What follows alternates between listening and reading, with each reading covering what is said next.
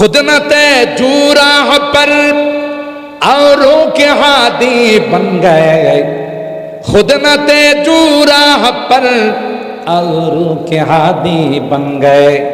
क्या नजर थे जिसने मुर्दों को मसीहा कर दिया। কবি ডাক দিয়া বলেন, এক সময় যারা লাঞ্ছিত ছিল, যারা নিজেরাই বর্বরতায় নিমজ্জিত ছিল রে, কোরআনে কারীমের সংস্রবে আসার কারণে, আল্লাহর পয়গম্বরের সংস্রবে আসার কারণে আল্লাহ পাক এমন ভাবে চমকাই দিয়েছেন রে। আল্লাহ ডাক দিয়া কই, ওয়া ইযা কিলা লাহুম আমিনু কামা আমানান নাস, ঈমান বানাও তো সাহাবীদের মতো ঈমান বানাও। ফাইন আমানু বিমিসলি মা আমানতুম বিহি ফাকাদ ইহতাদাও, তাদের মধ্যে যদি তোমাদের ঈমান হয়ে যায়, আল্লাহ ডাক দেয়া কয়, তাইলে আমি আল্লাহ সার্টিফিকেট দিলাম রে, তুমি হিদায়াত প্রাপ্ত হয়ে গেলে। সুবহানাল্লাহ, জোরে বলেন। উলাইকা ইখতারাহুমুল্লাহু লিসুহবাতি নবী ওয়া লিইকামাতি দীনি কানু আকাল্লাহুম তাকাল্লুফা ওয়া আ'মাকাহুম ইলমা ওয়া আবাররাহুম কুলুবা। সুবহানাল্লাহ, জোরে বলেন। ও ভাই, কি জন্যে তাদের এত মর্যাদা হয়েছিল? আল্লাহ কোরআনে কয়, রাদিয়াল্লাহু আনহুম ওয়া রাদু আন, এরাও আমি আল্লাহর উপর সন্তুষ্ট, আমি আল্লাহ তাদের উপর সন্তুষ্ট। সুবহানাল্লাহ বলেন। চারটিখানি কথা, ওয়া রিদওয়ানুম মিনাল্লাহি আকবার ওয়া মা ইয়ানতিকু আনিল হাওয়া ইন হুয়া ইল্লা ওয়াহয়ুন ইউহা আল্লামাহু শাদীদুল কুওয়া যু মিররাতিন ফাস্তাওয়া ওয়া হুয়া বিল উফুকিল আ'লা সুম্মা দানা ফাতাদাল্লা ফাকানা কাবা قوسين أو أدنى فأوحى إلى عبده ما أوحى।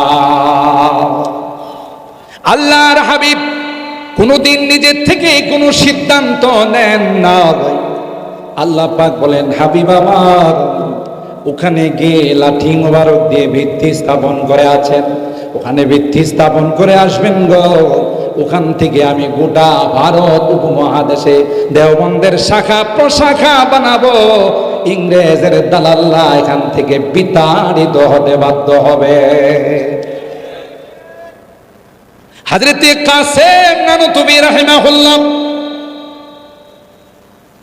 ঘুম থেকে উঠে দেখেন নৌ দাঁড়ায়, আল্লাহর হাবিবের লাঠি মুবারকের দাগ বসে আছে। সুবহানাল্লাহ, জোরে বলে। খুদ সাখিয়ে কৌসর নে রাখি मैं खाने की बुनियाद यहाँ, तारीख मुरातब करती है, तारीख मुरातब करती है, दीवानों की रौदाद यहाँ, इल्म गुनर का गहवारा, तारीख का से पारा है, हर फौलिहाय के शोला है, हर शर्वाया में नारा है। अल्लाहु अकबर बोले। इस्लाम के इस मरकज से हुई तकदीस आया आजादी की, স্বাধীনতার সর্বপ্রথম স্লোগান যেখান থেকে উচ্চারিত হয়েছে এটা আর কোথাও নয়, এটা হলো দেওবন্দ মাদ্রাসা থেকে উচ্চারিত হয়। أنت يا ريح الصبا يوما إلى أرض الحرم أنت يا ريح الصبا يوما إلى أرض الحرم بلغ سلامي روضة فيها النبي المحترم بلغ العلا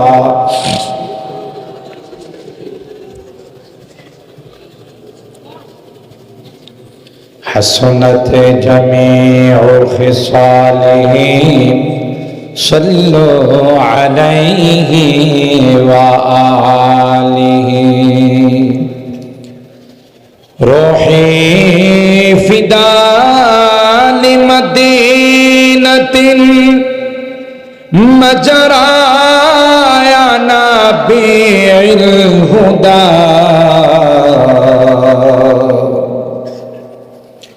روحي فداء لمدينة مجرايا نبي الهدى وفي مهداها نام النبي المحترم بلغ العلا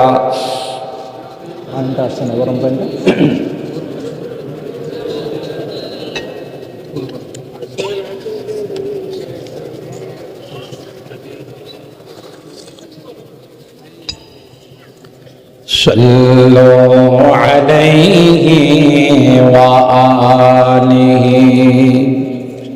اللهم صل وسلم دائما أبدا على حبيبك خير الخلق كلهم الحمد لله ثم الحمد لله ঐতিহ্যবাহী জামিয়া ইসলামিয়া দারুল উলুম তিলাটিয়া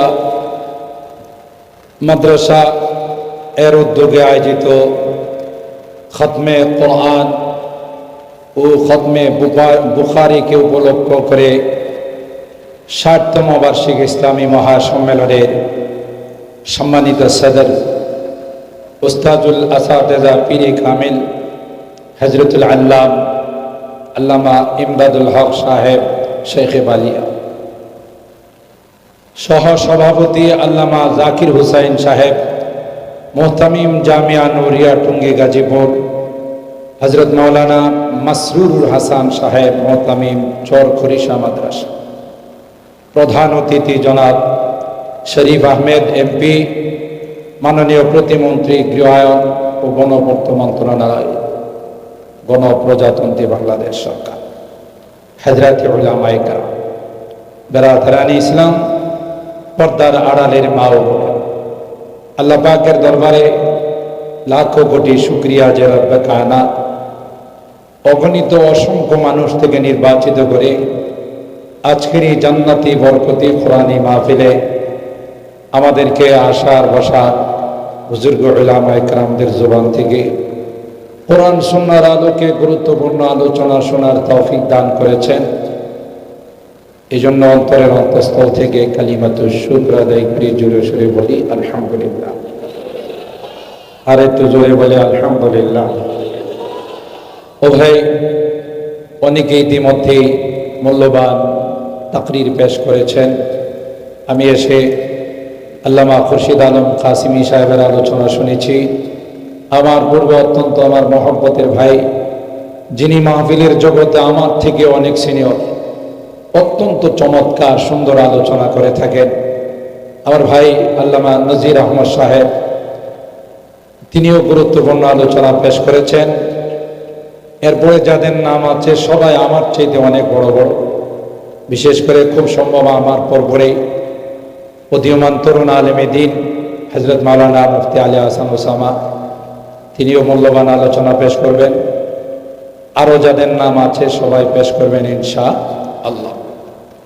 আমি খুব লম্বা আলোচনা করব না, যেহেতু ঐতিহ্যবাহী একটি আদারা, তাই কোরআনে কারীমের মর্যাদা এবং এই শিক্ষা যারা অর্জন করে এবং তার সঙ্গে যারা সম্পর্ক রাখে তাদের ফজিলত সম্পর্কে কিছু কথা বলার নিয়তে সূরা আল ওয়াকিআর ৭৫ নম্বর আয়াত থেকে নিয়ে ৮০ নম্বর আয়াত পর্যন্ত কয়েকখানা আয়াত তিলাওয়াত করেছে। একটি মশহুর হাদিস, প্রসিদ্ধ হাদিস, সরকারে দো আলম মাহবুবে কিবরিয়া সৈয়দুল কওনাইন সৈয়দুল সাকালাইন হযরতে মুহাম্মদুর রাসূলুল্লাহ সাল্লাল্লাহু তাআলা আলাইহি ওয়াসাল্লামের অসংখ্য হাদিস থেকে এই হাদিসখানা পাঠ করেছি। চেষ্টা করব আয়াতে কারিমা এবং হাদিসকে সামনে রেখে দু একটি কথা আপনাদের খিদমতে আরজ করার জন্যে আল্লাহ পাকের দরবারে তৌফিক চাই। সকলে বলুন আল্লাহুম্মা আমিন। আর একটু জোরে বলুন আল্লাহুম্মা আমিন। মূল আলোচনায় যাওয়ার পূর্বে আজকের এই মাহফিলটা লাইলাতুল জুমা, আগামীকাল জুমাবার, শুক্রবার, রাত্রটা বড় বরকতের রাত। হাদিসে পাকের মধ্যে আসে মা মিন মুসলিমিন ইয়ামুতু ইয়াউমাল জুমআতি আও লাইলাতান ইল্লা ওয়াকাহু আল্লাহু আন ফিতনাতিল কবর। যে কোনো মুসলমান জুমার রাত্রি বা দিনে যদি ইন্তেকাল করে তাহলে আল্লাহ তাআলা এর বরকতে তাকে প্রথম যে পুরস্কারটা দিবেন তার কবরের আযাব। আর আস্তে সুবহানাল্লাহ, কি মা? কবরের আযাব। এই জুমার দিনটা আল্লাহ তাআলা অন্য কোনো জাতিকে দেন নাই, সবাইকে এখতিয়ার দিয়েছিলেন। তোমরা সপ্তাহের একটা দিন নির্বাচিত করে যেই দিনে তোমরা ইবাদত করো, কেউ শনিবার, কেউ মঙ্গলবার, কেউ বুধবার, এভাবে সপ্তাহের দিনগুলোকে তারা নির্বাচিত করেছে। আল্লাহ বলেন আসলে তো তোমরা যে দিনগুলো নির্বাচিত করেছ এই দিনগুলো শ্রেষ্ঠ দিন নয়, আর শ্রেষ্ঠ দিন তোমরা পাবে না। শ্রেষ্ঠ দিনটা তো আমার নবীর শ্রেষ্ঠ উম্মতের জন্যই রাখা। সর্বকালে সর্বযুগে সর্বশ্রেষ্ঠ উম্মত হিসাবে আল্লাহ আমাদেরকে পাঠিয়েছে। সুবহানাল্লাহ। হায়াত আমাদের কম কিন্তু মর্যাদা বেশি। হাজার হাজার বছর হায়াত পেয়েছেন আগেকার যুগের উম্মতেরা, কিন্তু আল্লাহ তাআলা তাদেরকে শ্রেষ্ঠত্বের মর্যাদা দেন না। শ্রেষ্ঠ আসমানি গ্রন্থ তাদেরকে দান করেন না। আমাদেরকে আল্লাহ পৃথিবীর শেষ সময়ে দুনিয়াতে পাঠাইছে, আর হায়াতের পরিধি আল্লাহর হাবিব আমাদের জন্য নির্ধারণ করে গেছে। আমার উম্মতি মা বাইনা সিত্তিনা ওয়া সাবঈন, আমার উম্মতের বয়স হবে 60 এবং 70-এর মাঝামাঝি। আল্লাহর হাবিব কত বছর বয়সে ইন্তেকাল করছেন বলেন? 63 বছর। 40 বছর বয়সে নবুয়ত প্রাপ্ত হলেন। এর মধ্যে মক্কাতে ছিলেন 13 বছর আর মদিনায় ছিলেন 10 বছর। তাহলে ওই দিক দিয়ে 23, এদিক দিয়ে 40, কত হলো? 63 বছর। আল্লাহ নবীর ইন্তেকাল, এই 63 বছর হায়াতে আল্লাহ তাআলা আমার হাবিবকে নিয়ে গেলেন। উম্মতকে এই কথার মেসেজ দেওয়া হয়েছে তোমাদের বয়স এর মাঝামাঝি থাকে। তাইলে সামান্য হায়াতের মানে মর্যাদা কম না বেশি বলেন? তাইলে এত বড় মর্যাদার মালিক আল্লাহ বানিয়েছে। 110 খানা 104 খানা আসমানি কিতাব আল্লাহ তাআলা পৃথিবীতে নাজিল করেছেন। এর মধ্যে বড় কিতাব হলো 4 খানা। প্রথম 10টি সহিফা আল্লাহ নাজিল করছেন হযরতে আদম আলাইহিস সালামের। আদম আলা নবিয়িনা আলাইহিস সালাতু ওয়াস সালামের পর যিনি নবী ছিলেন হযরতে শীশ আলাইহিস সালাম, তার উপর আল্লাহ তাআলা 50টি সহিফা নাজিল করেছেন। তো 10 50 কত হলো বলেন? এরপর আল্লাহ তাআলা 30টি সহিফা নাজিল করেছেন হযরতে ইদ্রিস আলাইহিস সালামের। কত হলো? এরপরে 10টি সহিফা নাজিল করেছিলেন হযরত ইব্রাহিম আলাইহিস সালাম। কত হলো? 100। আর 4খানা কিতাব তো আমরা জানি, তাওরাত হযরত মুসা আলাইহিস সালামের উপর, জবুর হযরত দাউদ আলাইহিস সালামের উপর, ইনজিল হযরত ঈসা রূহুল্লাহর, কোরআনে কারীম সর্বকালের সর্বযুগের সর্বশ্রেষ্ঠ সর্বশেষ আমার আপনার নবী বিশ্ব নবী রহমতে আলম হযরত মুহাম্মদুর রাসূলুল্লাহ সাল্লাল্লাহু তাআলা আলাইহি ওয়াসাল্লামের উপর আল্লাহ নাযিল করেছেন। এগুলো 104খানা কিতাব। এর মধ্যে সবচাইতে দামি কিতাব, সবচাইতে গুরুত্বপূর্ণ কিতাব আল কোরআন। সুবহানাল্লাহ। আল্লাহ বলেন দামি কিতাব দামি নবীর উপর, দামি উম্মতের উপর নাযিল। অন্য কোন উম্মতকে আল্লাহ এই নিয়ামত দান করেন। আসমানি যত কিতাব আছে, কোন কিতাবের সংরক্ষণের দায়িত্ব আল্লাহ নেন না। এই জন্য আপনি অরিজিনাল বাইবেল পাবেন, তাওরাত, ইনজিল, জবুর, গোটা বিশ্বে একটা কপিও আপনি খুঁজে পাবেন। একজন আসমানি কিতাবের হাফেজ তালাশ করে পাবেন আছে? পৃথিবীতে কেউ দেখাইতে পারে? তাওরাতের কোনো হাফেজ নেই, ইনজিলের কোনো হাফেজ নেই, জবুরের কোনো হাফেজ। আর আল্লাহ তাআলা গোটা বিশ্বে কোটি কোটি হাফেজে কোরআন আল্লাহ বানিয়ে দিয়েছে। আশ্চর্যের ব্যাপার হলো ছোট ছোট বাচ্চা, 5 বছর 6 বছরের বাচ্চাদের মাথায় আমরা পাগড়ি দিই। সুবহানাল্লাহ। কালকে কয়েক ওই বছর 5 বছর 6 বছরের বাচ্চাদের মাথায় পাগড়ি তুলে দেওয়া হয়। এটা কি 4টি খানি? কে বানান? জোরে বলেন আল্লাহ। আল্লাহ বলেন তোমাদেরকে সবচাইতে দামি করে আমি আল্লাহ বানাইছি। এই কোরআনে কারীম যেখানেই তার সুহবত লেগে যায়, কোরআনে কারীমের সংস্রব যেখানেই লাগে, যেই বস্তুর সঙ্গেই লাগে, ওটা দামি হয়েছে। ঠিক না? পৃথিবীর মধ্যে সবচাইতে দামি শহর মক্কা এবং মদিনা। কেন? মক্কা মদিনার মধ্যে কি আধুনিক টাইলস লাগানো আছে, আধুনিক মার্বেল পাথর লাগানো আছে? এর চেয়ে অনেক সুন্দর না হোয়াইট হাউস? এর চেয়ে অনেক সুন্দর না বিভিন্ন টাওয়ার বিভিন্ন দেশে? কিন্তু ওই দেশের দাম কি মক্কা মদিনার থেকে বেশি? বলেন কেন? ওই দেশগুলোতে কোরআন নাজেল হয় না, কোরআন নাজেল হয়েছে মক্কা আর মদিনা। মক্কা মদিনার দাম কম না বেশি? বেশি। রমাদানুল মুবারক 12 মাসের মধ্যে সবচাইতে দামি মাস রমজানুল মুবারক। কেন? এই মাসে কোরআন নাযিল। শাহরু রমাদান আল্লাযী উনজিলা ফীহিল কুরআন হুদাল লিন-নাসি ওয়া বাইয়িনাতিন মিনাল হুদা ওয়াল ফুরকান। ঠিক যত রাত্র আছে পৃথিবীর মধ্যে সবচাইতে দামি রাত হলো লাইলাতুল কদর। কেন? ইন্না আনজালনাহু ফি লাইলাতিল কদর। কোরআনে কারীমকে আল্লাহ লাইলাতুল কদরে নাযিল করেছেন। সুবহানাল্লাহ বলেন। এই কোরআন যেখানেই লাগে, একটা কাপড় দিয়ে, কমদানি কাপড় দিয়ে কোরআনের গিলাফ বানানো হয়, ঠিক কিনা বলেন? এই গিলাফের দাম কম না বেশি?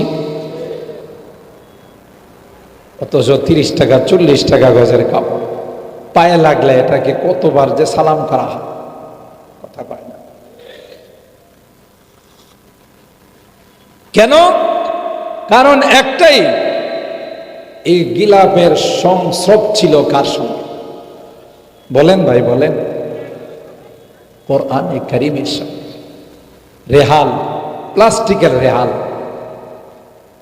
কোরআন রাখা হয়, তাই পায়ে লাগলে সালাম করে। ঠিক না বেঠিক? আল্লাহ যেই সাহাবায়ে কেরাম, এমন কোন বর্বরতা নাই যে বর্বরতা তাদের দ্বারা হয়। মারামারি, কাটাকাটি, রেষারেষি, খুন খারাপি, মদ, জুয়া, চুরি ডাকাতি, নিজের কন্যা সন্তানদেরকে জিন্দা দাফন করত। ঠিক না? কাউকে যদি বলা হয়েছে তোমার ঘরে একটি কন্যা সন্তান জন্ম নিয়েছে, হায় রাগ গুসায় ফুলে যায়। ওয়াইদা বুশিরা আহাদুহুম বিল উনসা ওয়াল্লা ওয়াজহুহু মুসওয়াদ্দা ওয়া হুয়া কাযীম। আমার কন্যা সন্তান, এমন কুসংস্কার। কন্যা সন্তানের খবর শুনলে চেহারা কালো হয়ে যেত, মানুষ আমাকে কন্যা সন্তানের বাবা বলে। তাড়াতাড়ি মানুষ জানার আগে তাকে দাফন করার ব্যবস্থা, ঠিক কিনা বলে? কিন্তু সেই সাহাবায়ে কেরাম কোরআনে কারিমের সংস্রবে আসার পর গোটা বিশ্বের মধ্যে এত দামি বানাই দিয়েছেন। আল্লাহ বলেন ঈমান বানাও তো আমার সাহাবীদের মতো ঈমান বানাও, ঠিক কিনা বলে? আওয়ামান কানা মাইতান فأحييناه وجعلنا له نورا يمشي به في الناس كمن مثله في الظلمات ليس بخارج منها كذلك زين للكافرين ما كانوا يعملون। আল্লাহ বলেন এক সময় যারা ছিল মুর্দাব, ঈমান যাদের নাই, যত বড় পাওয়ারফুল ব্যক্তি হোক না কেন, যত অস্ত্রের মালিক হোক না কেন, আল্লাহ কয় এরা জিন্দা নয় রে, এরা হলো মুর্দা। ঠিক না বেটি? জো বাইডেন বলেন, ভ্লাদিমির পুতিন বলেন, আর শি জিনপিং বলেন, আর দাদা নরেন্দ্র মোদী বলেন, আল্লাহ ডাক দিয়া কয় না না, এরা জিন্দা নয় রে, এরা হলো মুর্দা। কথা কয় না? বেঈমান যারা, আল্লাহ বলেন এদের এক পয়সা মূল্য আমার কাছে নাই। একজন ইমানদার যদি রিকশাওয়ালা হয়, একজন ইমানদার যদি ভ্যান চালক হয়, একজন ইমানদার যদি দিনমজুর হয়, জো বাইডেন থেকেও কোটি কোটি গুণ মর্যাদা তার আল্লাহর কাছে বেশি। খুদনতে জুরা पर औरों के हादी बन गए, खुदनते जूरा पर औरों के हादी बन गए, क्या नजर थे जिसने मुर्दों को मसीहा कर दिया। কবি ডাক দেয়া বলেন এক সময় যারা লাঞ্ছিত ছিল, যারা নিজেরাই বর্বরতায় নিমজ্জিত ছিল রে, কোরআনে কারীমের সংস্রবে আসার কারণে, আল্লাহর পয়গম্বরের সংস্রবে আসার কারণে আল্লাহ পাক এমন ভাবে চমকাই দিয়েছেন রে। আল্লাহ ডাক দেয়া কয় ওয়াইদা কিলা লাহুম আমিনু কামা আমানান নাস, ঈমান বানাও তো সাহাবীদের মতো ঈমান বানাও। ফাইন আমানু বিমিসলি মা আমানতুম বিহি ফাকাদ ইহতাদাউ, তাদের মধ্যে যদি তোমাদের ঈমান হয়ে যায়, আল্লাহ ডাক দেয়া কয় তাইলে আমি আল্লাহ সার্টিফিকেট দিলাম রে, তুমি হিদায়াত প্রাপ্ত হয়ে গেলে। সুবহানাল্লাহ, জোরে বলে। উলাইকা ইখতারাহুমুল্লাহু লিসুহবাতি নবী ওয়া লিইকামাতি দীনি কানু আকাল্লাহুম তাকাল্লুফা ওয়া আ'মাকাহুম ইলমা ওয়া আবাররাহুম কুলুবা। সুবহানাল্লাহ, জোরে বলে। ও ভাই, কি জন্যে তাদের এত মর্যাদা হয়েছিল? আল্লাহ কোরআনে কয় রাদিয়াল্লাহু আনহুম ওয়া রাদু আন, এরাও আমি আল্লাহর উপর সন্তুষ্ট, আমি আল্লাহ তাদের উপর সন্তুষ্ট। সুবহানাল্লাহ বলে। চারটিখানি কথা, ওয়া রিদওয়ানুম মিনাল্লাহি আকবার। আল্লাহ যদি সামান্য সন্তুষ্ট হয়ে যায়, আকবার মিনাদ দুনিয়া ওয়া মা ফিহা, দুনিয়া এবং দুনিয়ার মধ্যে যা কিছু আছে তার চেয়েও এটার মর্যাদা অনেক বেশি। সুবহানাল্লাহ। কোরআনে কারীম আল্লাহ নাযিল করে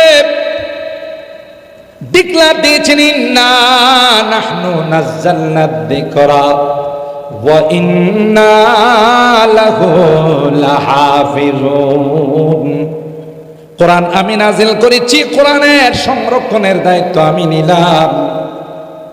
কিয়ামত পর্যন্ত গোটা বিশ্বের সকল শক্তি মহাশক্তি মিলে যদি চেষ্টা করে রে, কোরআনে কারীমের কোনো লাইন তো দূরের কথা, কোনো শব্দ তো দূরের কথা, একটা জের জবর নক্তার পরিবর্তন কেউ ঘটাইতে পারবে না।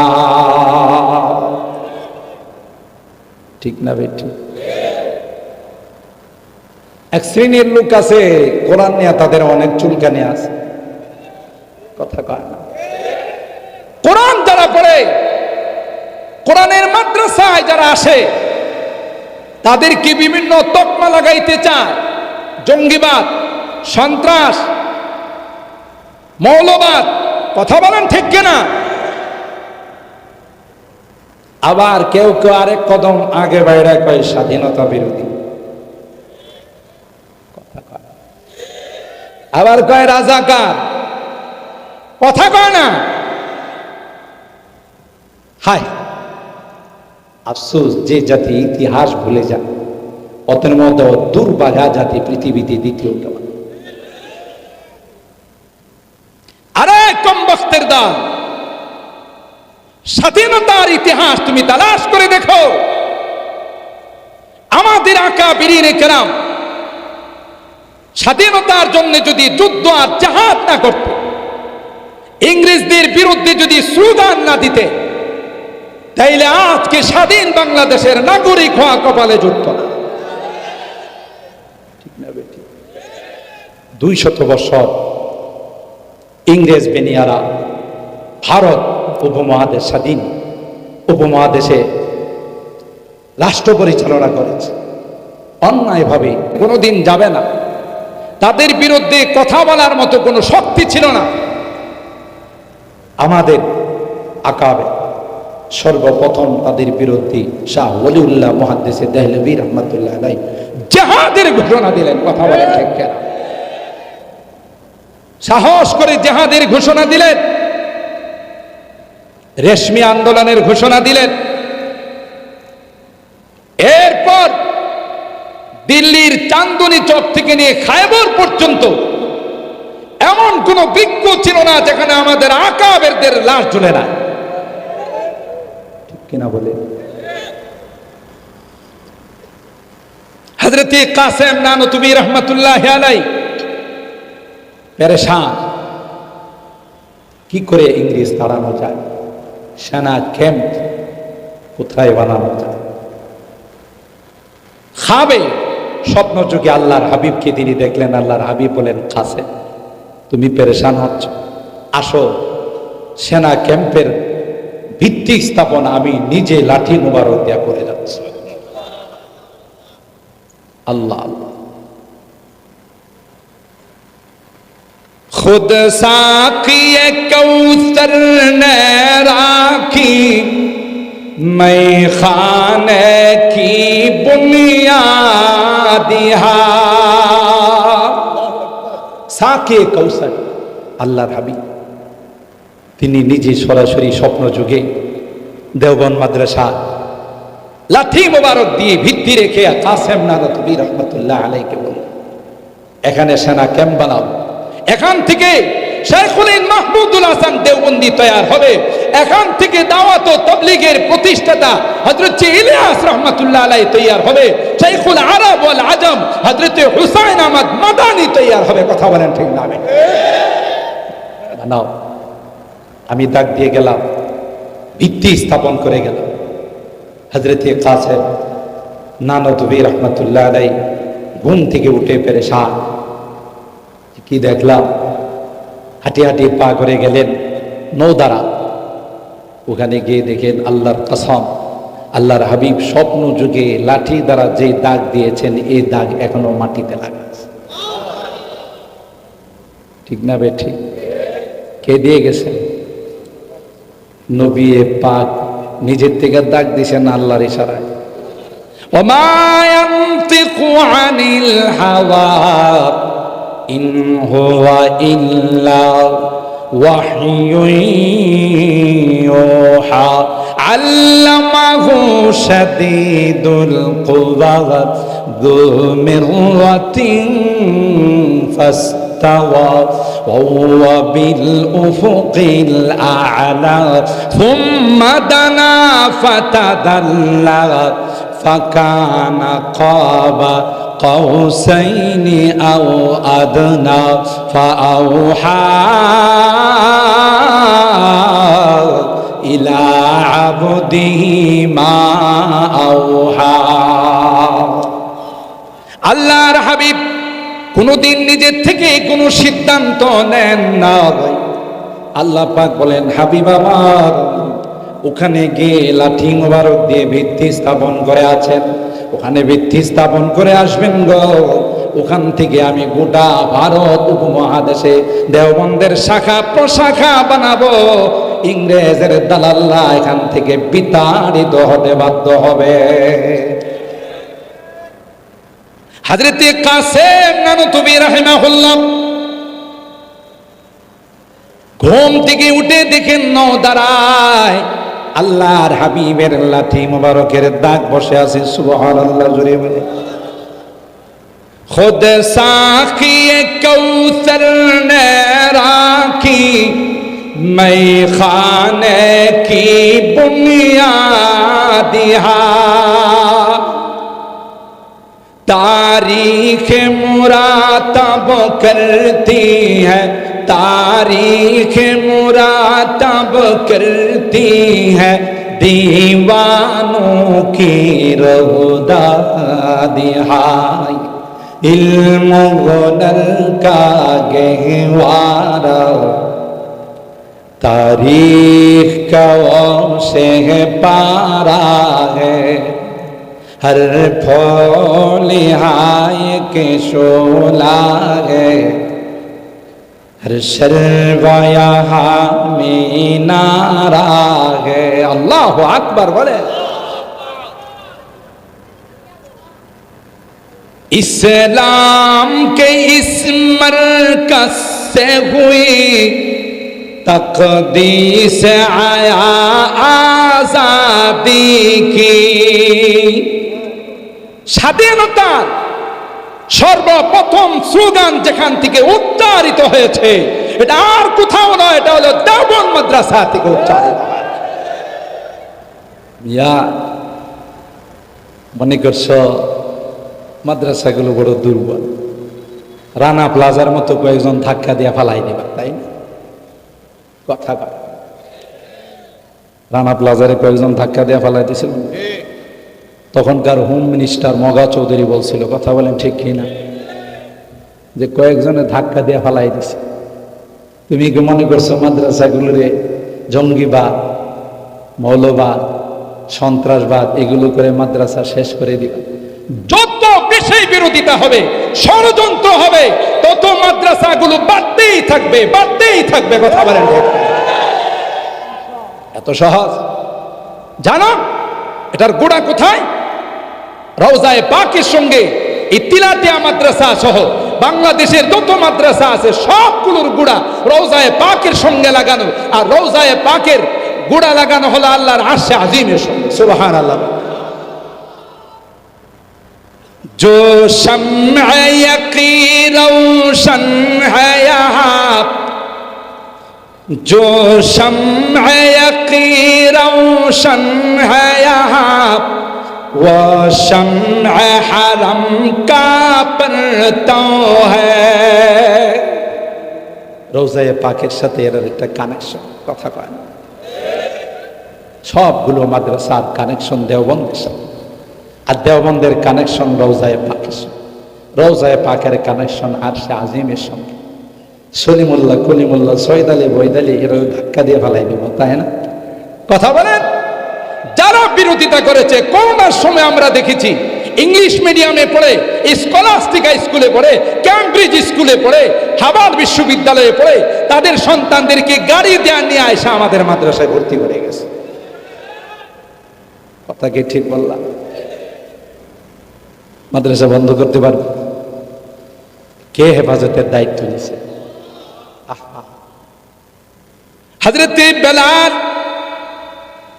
হাবশী গোলাম ছিলেন। বেলালের চেহারাটাও সুন্দর ছিল না, ঠোঁটগুলো মোটা ছিল, চুলগুলো কোঁকড়ানো ছিল। ও ভাই, ওই বেলাল কোরআনের সংস্রবে আসার পর বেলালের মর্যাদা এত বাড়ছে, পয়গম্বর মেরাজে গিয়ে বেলালের জুতার আওয়াজ শুনি। আরো আস্তে সুবহানাল্লাহ কন।